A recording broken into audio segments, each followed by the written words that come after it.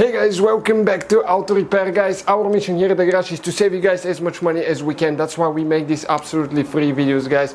Let's go ahead and start on it now.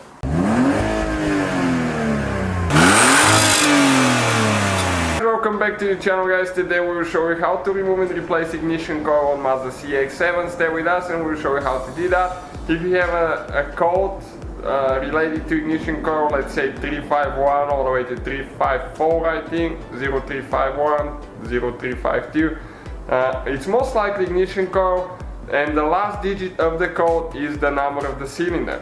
So stay with us now. We'll show you how to remove and replace ignition coil on that car. So we will need a flathead screwdriver, okay, and you can see you can pry those, okay, the middle part out. Okay, and then you can get a prying tool or pliers and pull it out. Okay, this one here is exactly the same way, two of them.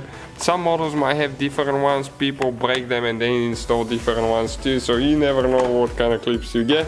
Next, you need to lift it up, and once you lift it up, you need to pull from the back to the front. Okay, those are the two glides right here that it goes to. That's the engine cover right here, guys. And you can see it's really good to clean your intercooler once in a while. You can see those leaves there, it will make it pretty inefficient, so make sure you clean it once in a while there. So with the 10mm we are going to get that hose loose on the bottom there. You can see the clamp got loose and the one right there. Okay, so those are out of the way now.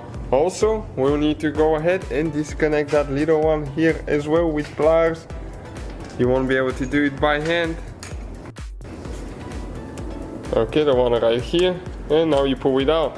Also, we have another one right there, that clamp, that we'll need to use bigger pliers for it. Those won't work. Okay, so we can get that clamp out of the way and remove the hose as well. So we can just push it out of there. Sometimes they tend to get stuck, but usually they'll come off easy. Okay, like this one, it started sliding already. So if you grab it with your fingers, you should be able to slide it out. Almost. Okay, right there, that's it. It's out of the way. Now we need to get a 12mm socket, and we will have 3 nuts that we need to remove. One here, one there, and one in the back in the corner. And this one is pretty tight, since the little impact cannot even take it. I don't know if it should be that tight. It has rubber bushings on the bottom, so it doesn't vibrate. Okay, and there is one towards the back right here. Okay, let me show you where exactly it is. And this one is actually missing on this one. They didn't install it. It's right here. So we need to go ahead and remove these 2 nuts, since the one on the back is already missing. Whoever worked on this one didn't do the best job before. Okay, and now you can grab the intercooler, okay, and make sure that it comes out of the hose, the intake hose, and the other hose there as well. Okay, just like that. Okay, and it comes out of there.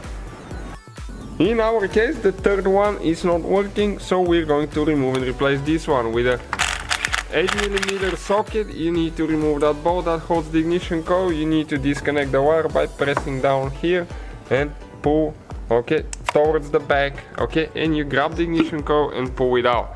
Okay, and that's the ignition coil, guys. If you need to replace all of them, that's how you do it for all of them. So thank you guys for watching. Please subscribe, give us a like, let's grow the channel together. So guys, hopefully the video was helpful. If you have any questions, don't hesitate to let us know.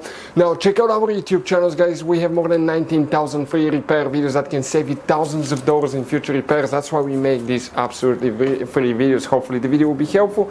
Thank you for watching. See you guys next time.